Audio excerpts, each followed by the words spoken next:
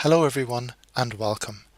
In an earlier video tutorial, we considered the problem of passing by value versus passing by reference from the point of view of primitive data types. And this is a common problem that many beginners face. Well, in this video, we're going to continue on with that theme and consider the more difficult problem of passing by value versus passing by reference from the point of view of objects. And this is a lot more challenging. So let us begin. Let us quickly recall what is passing by value versus passing by reference.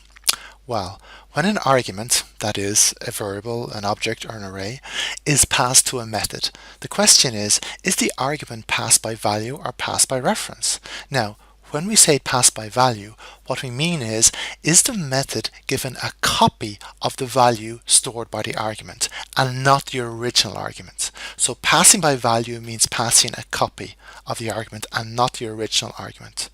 In contrast, to pass by reference means to pass a reference to the original object or the original variable, i.e. you're passing the address in memory of the original variable. So that's the difference. Pass by value is copy, pass by reference means passing the address in memory of the original variable. Now, Java passes everything by value. And when we say everything, we mean everything. That means all primitive data types such as ints, floats, double, chars, bytes, etc., all objects, all arrays, everything is passed by value and never by reference. Now, we've seen the implications of this when dealing with primitive data types in our earlier video. In this video, we're going to look at the implications of this using objects, and it's a lot more complicated. In fact, we will see it has the appearance of passing by reference.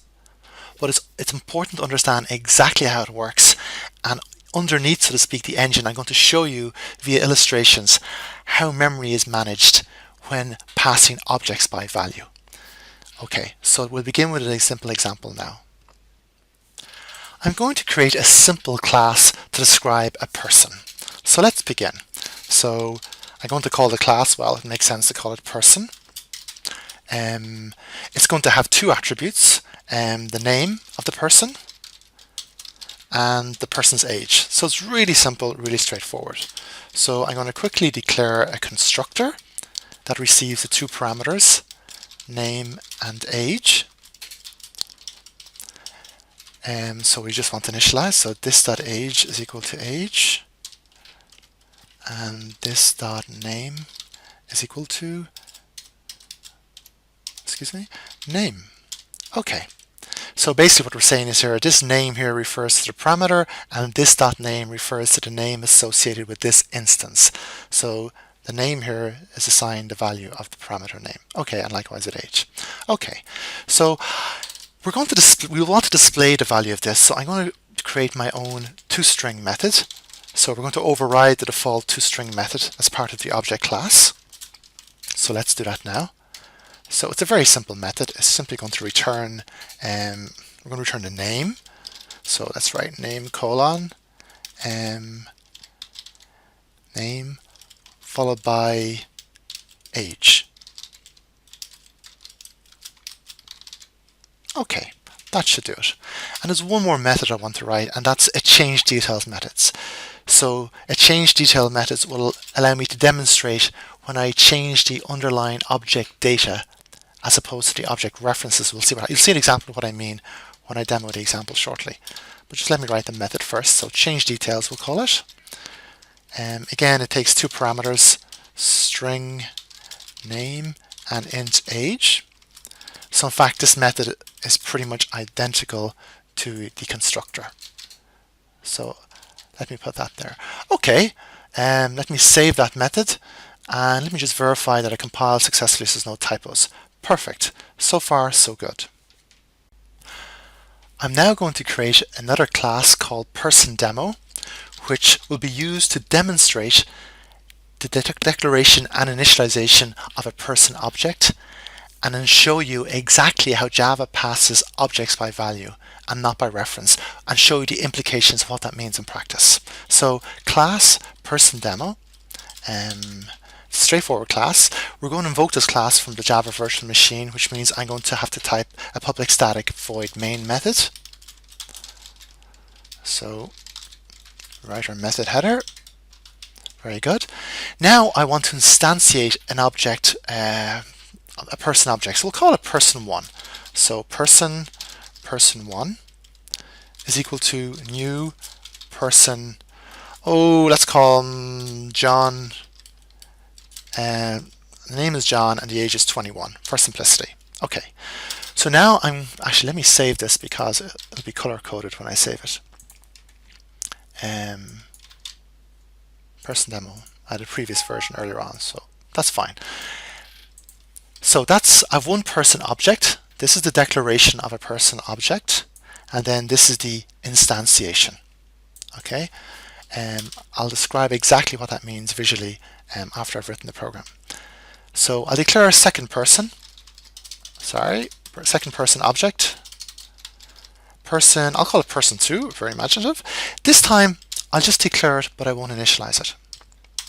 Now I'm going to set person2 equal to the value of person1. Okay, just bear with me. I'll write the program, then I'll explain it. Then I'm going to say person2.change details. So I'm going to change the details of the person2 object to be Mary, 30 years of age. Why not? And lastly, I'm going to print out now the details of person1. So let's have a look at this. Just take a moment now and see what's happened here. So I declared a person1 object and I've initialized it to John. I then declared a person2 object, but I didn't initialize it. Then I assigned a person2 object to have the same value as person1. And this is where it gets tricky. What do I mean by same value? I don't know. Well, I do know, but I'll explain to you in a moment. So when we call person2.change details, it's going to change the details of person2, and then I print out the details of person1. So the question is, will it print out John 21 or will it print out Mary 30? Take a moment to think about it. You can pause the video and try and work it out yourself before I explain the answer to you. Okay, so I'm now going to explain and illustrate step by step exactly what happens when we run this program. So first of all, we have person1. Now in fact, just imagine I wrote that without this line here. So person1, just like that. What is happening? Okay, what happens in this case is that the Java virtual machine creates an object reference, which I illustrate with this box, that is capable of storing the address in memory of a person object. So if the statement was written just like this is our address in memory, our object reference, should I say, capable of storing the address in memory of a person object, and it labels it with the mnemonic person1, i.e. the name of the variable. In this case, our variable is an object reference. Now, it hasn't been initialized, so its default value is null. That's what would happen if this is what we wrote, but actually that's not what we had. Let me put back what we had. We had this. So what actually happens is it goes off. Sorry, let me just cut and paste this from my other window. Okay. What it does is create a variable, an object reference, capable of storing the address in memory of an object. It then reads on the right-hand side, this expression, it sees the new keyword. So the Java virtual machine, when it sees the new keyword, it says, I have to grab a blob of memory. Now, a blob of memory is not very technical. What exactly is a blob? Well, the operating system says, I don't know what a blob is. And the Java virtual machine says, don't worry, I don't know what it is either, but I'm going to pass you the constructor called person. And it knows exactly how much memory it needs. So it will tell you how much memory it needs. You give it whatever it asks for, and then you return to me the address in memory of that blob in memory. Okay? So you see it here. The blob of memory is initialized with John and 21. And let's assume the address of this blob in memory is 1234. Then the value 1234 is stored in the object reference called person1. That is exactly what happens. And just to visually demonstrate it, so effectively this is what we have.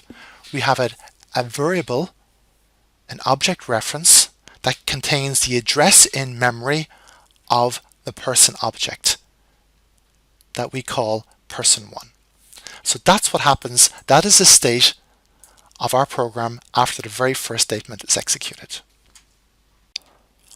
So moving on to the next line, person P2. When this statement is executed, person 2. When this statement is executed, what is the state of the Java virtual machine? So let me demonstrate here. So I shall just copy this here. So this is now called person 2. And after this line is executed, this is what we have. We have declared an object reference, a variable that is an object reference, but we haven't initialized it. So by default, it is initialized to the value of null. So that's what happens after this statement is executed. Now moving on to the third line, person 2 is equal to person 1. Now this is key. So person 2 is an object reference and it's assigned the value of person 1, of the object reference person 1. And this is crucial. It's assigned the value of the object reference and not the object data. So person 2 is assigned a value that's in here. So it's assigned 1, 2, 3, 4. So person 2 now contains the exact same address in memory as person 1. So in fact, person 2 is now pointing to the same object data as person 1. And this is key. Okay, so person 1 is equal to person 2 is equal to person 1. This is exactly what happens after this line is executed. So moving on, person 2 that change details Mary 30. So person 2, so change details, which means we're now invoking the method associated with the object. So that's the method that will be part of this object here, and we're changing the details to be Mary and 30. So now we can see that person 2 is pointing to this object that's Mary 30. So that's the state of our Java virtual machine after this line is run. Now we say print out system.out.println person 1. And as you can see, person 1 is pointing to the exact same object data as person 2. So when we print out person 1, we won't get what we initialized person 1 to be, John 21. What will actually be printed out is Mary 30. So let me demonstrate that now. Let me compile it, make sure there's no typos, and run it. And as you can see, printing out person 1 prints out Mary, age 30. So this is crucial. So do you see how, although we haven't passed this person 1 here as passed to this method println, we haven't changed person 1. We've only changed person 2. Yet when we print out person 1, the object data is changed. And the object data is changed because we created a new object called person 2, an object reference, and we assigned the value of person 2 to be the value of person 1, which means we assigned the value of the object reference, which is the address in memory of person 1, that was assigned to person 2. Hence they're the same. So I hope that visually demonstrates to you the difference between passing by value versus passing by reference. Well, recall that Java always passes by value, so I shouldn't say that I can't compare passing by reference in Java because it doesn't exist. But as you can see, the effect of passing by value here is almost identical to what you would expect to happen when passing by reference. Because when we change the object data associated with person 2, it also changed the object data associated with person 1. Because they both point to the same object in memory. So, in summary, Java always passes by value and never by reference. And by passing by value, we mean it makes a copy of the variable and doesn't point to the original variable itself. But in this case, we're making a copy of the object reference 1, 2, 3, 4. A copy of this is assigned to person 2, not the original 1, 2, 3, 4. It's a copy. But precisely because these values are object references, that are actually memory addresses pointing to an object data, and they're the same memory address, therefore they both point to the exact same object. Hence, if we modify the object associated with person2 by invoking a method, for example, change details, by definition, it modifies the details of the person1 object as well, even though we haven't explicitly done that. So this is where it gets complicated. So hopefully I've illustrated to you the difference between passing by value and passing by reference. Now I know I didn't actually use methods in this case because I wanted to make it as simple as possible. I just used a simple assignment rather than invoking methods and performing this assignment within a method. But the exact same principle applies whether you're using methods or if you don't. So I tried to keep the example and the illustration as simple as possible, and I hope it was useful and helpful. So if you have any questions or any feedback, please leave comments below the video. Thank you very much for watching.